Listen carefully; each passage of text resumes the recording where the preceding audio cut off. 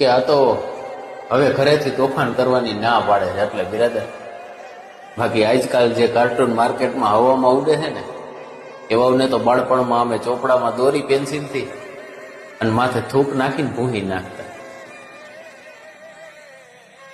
કે આ તો હવે ઘરેથી તોફાન કરવાની ના પાડે છે. એટલે બિરાદર,